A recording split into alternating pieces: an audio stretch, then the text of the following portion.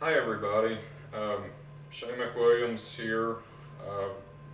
As I'm sure everybody watching this knows, I'm the full-time CIS instructor, and also here with me is Alex Cheek. He is a senior in the Associates of Applied Science degree in the CIS program, but he's way more than a student. He's really more of a colleague and sometimes my mentor on some of this stuff. So anyway, we wanted to show you a little bit and do a brief presentation about all the work that we've done over this past semester. We feel like we've done a lot of work. We're proud of what's been done so far. This video may not really do it justice, but we hope it's in the direction of where everybody would like to see this program go.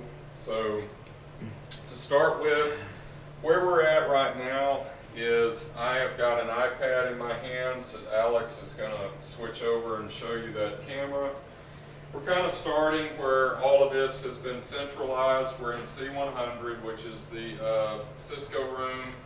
So one of the first things that we did was we moved this plexiglass partition about 6 feet forward and created a quote-unquote server room, which is where you see Alex sitting right now. We now have 3 network racks at the back of the room. One was obtained by Jacob Land through a generous donation from another college, so we got that completely free and can't express our gratitude to Jacob enough for that. Important to point out is that the work that we're doing with these infrastructure improvements, it's intended to be in phases. So what you're looking at, it looks a little bit messy at the back right here, but we cleaned it up a lot, and eventually what we hope to do is all of this equipment that you see in this rack right now will eventually be moved to this lockable Dell network rack right here that's on rollers. So eventually we hope that's something that maybe we can do over the summer. But just to talk a little bit about the capability that we have now, we've got a network switch at the back of the room. We've got a Cisco power over Ethernet switch that's given us our own Wi-Fi for this local area network that we built for the CIS program. For all practical purposes, this network is autonomous. It's isolated from the rest of the campus, which gives this program a fully functional sandbox environment for whoever is teaching it or coordinating it, and really allows a lot of flexibility for that instructor or those instructors to do a lot of different things. And it all kind of begins right here. You can see all the cables going through the cabling trays up at the top. Again, we've got a power over Ethernet, Ubiquiti Wi-Fi, wireless access point back here that gives us really good wireless access on our network. And we've pulled about 400 feet total of cable, not only in this room, but also in the room next door, C101, the laboratory down the hall, C102, and what is now the furthest room from us, which is C108, which is kind of going to be the IT club meeting room, and also it's shared with Title III and Dr. Chris Robbins and a lot of the work that they do in there, but it's still on our network. So looking at the back here, we've set up a print station for students, so anybody who's registered for any of the CIS or KISS classes will have access to this printer. They're limited, but they can print stuff from it. They're limited number of pages per day. IT, this is our firewall that IT built for us. So again, we basically got a direct link to the outside world, all proper security and precautions taken. But I think this is where the program needed to go and kind of where it wanted to go, and so we've been able to do that successfully. Before I turn it over to Alex, I just want to show you all these workstations that you see the red labels on the front of them now, including the teacher workstation up at the front of the room, as well as the big screen that Title III is installed, are now what we call domains. So they're on our own CIS.local Windows domain, and this is where Alex's help was invaluable, and this probably would not have got done nearly as fast as it has without his help. So with that, I'm going to turn it over to Alex and let him talk to you about what he's done with domaining all of these workstations and just that aspect of, of this project. Hey everybody, I just want to try to explain a little bit of just of what I've done. I basically given, with the way it's set up now, I basically given everybody their own individual login, just like the schools network, and I've tried to make this as much like the schools network as I can possibly think. Everything from installing, how we install the operating systems, to how they log in, to how they deploy printers, how they set up the printers, everything. The only differences between our network and the school's network is that we have more capabilities. Like we can mirror from our iPads or any of the computers, or from our phones to the screen, or we can show any of the student workstations on the screen. So if they want to show work or anything, we've got our Wi-Fi. I've got a program on my tablet that is what is allowing Mr. McWilliams to show you everything that connects to the computer, so we can record this video, and just all kind of neat little things that I know I'm forgetting quite a few things to mention, because my mind thinks faster than my mouth can go, and plus I don't know how much you really want to know. So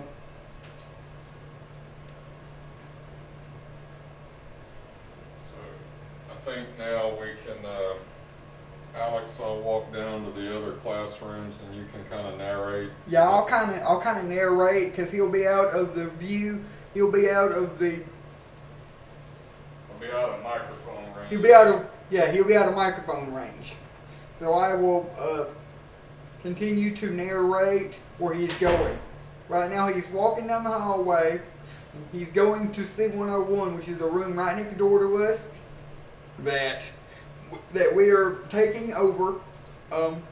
Also, he's showing you our switches and the patch panel that connect all the computers to our main network, which is through that firewall in here that he was showing you. He's turning on the computer and showing you that you can log in on our network just like you would on the school's network. Just do Control-Alt-Delete and log in. Everybody, all the IT admin, me and him have administrator privileges, but nobody else does. Everybody else has standards, just like on the school's network.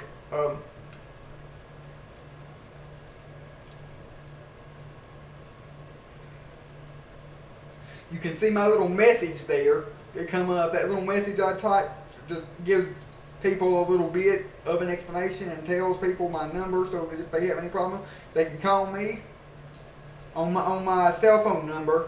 My number is area code 636-587-0534. As you can see, that computer booted up really fast. That's because we have put SSDs and more RAM in both of these instructor computers, as well as this main Active Directory server I'm sitting at right now. We have 32 gigs of RAM and 2 SSDs in this Active Directory machine. And in both instructor machines, in both of these rooms, we have 16 gigs of RAM and an SSD, so they're rocket ships.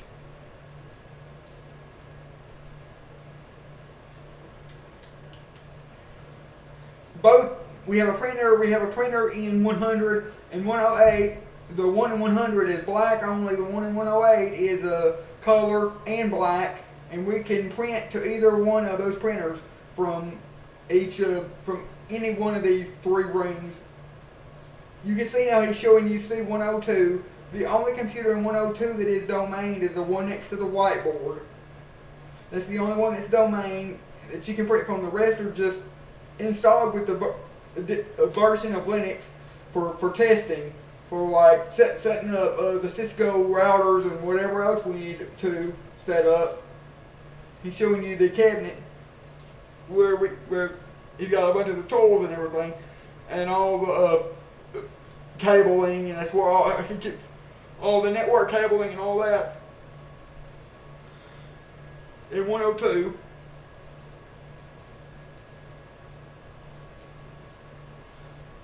I apologize if this is not as professional as far as the audio goes. I'm trying to make it as professional as possible. We got the teacher microphone plugged in, so you're able to hear me good. He's showing you the printer in 108. Like I said, we can print from either one of those two printers to from any computer in the room. I even set it up so we can remotely print from home. So I can be at home, send an email just like a normal email to that printer, and whatever I send in an email will print. So if I need to send him something and I'm at home, I can either do one or two things. I've got remote access installed on both instructor computers and this our main server, so I can print from there, or I can send an email and he will receive a print job if I need to send him something. He's back in the room now. I can let you let him explain a little more. Thank you, Alex. So, get the camera going there again. There we go. So, walking down, I know you couldn't hear me. Alex was narrating. I just wanted to add a few words that maybe Alex is not aware of, at least in 102, which is the room where all of the, next to the last room that I showed you. I have a lot of plans for that room, so I was trying to show the obsolete workstations that we set up that actually have a Linux distribution. I did explain that. I did Okay. explain that a little bit. Okay, so that room is intended to be the primary PC repair lab as well as the premise cabling lab. So a lot of work that I have done, at least personally, as far as inventory and just getting that room cleaned up and getting a hand on what we have and don't have, as part of the database or SQL class this semester, which Alex will be in. A class project that we're going to do that'll be a good real-world example will be developing an inventory database for all of our equipment for this program. So all of these 4 rooms that we just showed you will be inventoried and be in an active database that we can actively update and draw reports from. As well as we got another web server in here that we set up, and that's for Dr. Robbins' Dr. Chris Robbins' web development class, that he will also be actively involved in our network and using stuff on that machine for his web development class. Can we switch back to the iPad for a second, Alex? Yes, I'll switch back to the iPad so y'all can see what. So just following up on what Alex said is that the 2 workstations, again, that we lost by moving this plexiglass wall, it didn't go to waste. We've actually now got I forget which is which. One of these is a web server, one is a database server, DB server. So those 2 workstations were recycled. We added terabyte solid state hard drives to them for increased performance. So as part of, again, like Alex said, as part of Dr. Robbins' web development class, we're going to utilize these servers to do some really neat projects that I think will really benefit the program, get us a lot of notice, and also benefit the whole college. So again, these infrastructure improvements go beyond just our little program here. It's meant that we can do a lot of neat things with it. So to conclude, I don't know if I mentioned it, but all of these switches that I was showing in these different rooms gave us gigabit Ethernet capabilities. So we upgraded all the switches in all the rooms. Like the switch next door was only 100 megabit internet connection, so we upgraded all the switches from 100 megabit to gigabit internet network, so we can take full advantage of the school's network. And that's especially important if I'm trying to remote in at 2 o'clock in the morning to try to update something and nobody's here. And another thing regarding me remoting in is something I really enjoy is these screens that Title III has installed with these cameras. having 2 cameras in each room also gives me the ability to monitor and have 24/7 surveillance and look at it. So if there's a problem with anything, I can and somebody's in there and messing with something, I can remote into the computer and talk to them through the computer as long as I have the speakers on, and they can talk to me back through the microphone. But even if nobody's in there with the cameras and the software application on the computer for the cameras, I'm able to zoom in and go left and right and up and down and see pretty much the whole room via these 2 cameras, better than you can if you're just using the cameras on Blackboard Collaborate. Thank you, Alex. And Alex has been a really great, I would call him a system admin, because he's really kept a close watch on everything that we've configured and installed. So I really appreciate that. It's been a great help. So in conclusion, I hope this is kind of the vision for where everyone wanted to take this program. Alex and I, again, are very proud of the work that we've done, and we appreciate all of the help from Campus IT, from Dr. Robbins and Title III, and just everybody who's helped us do this. And again, we have more stuff that we're going to do, but that's where we are today, January 6, 2021. So thank you for watching. And this will be up on my YouTube channel as an unlisted video, but for everybody to see, and my next semester instructor, Mr. Robert Figel, to see as well. But because it'll be up on YouTube, I'll say please like the video and subscribe to my YouTube channel as well. Thank you.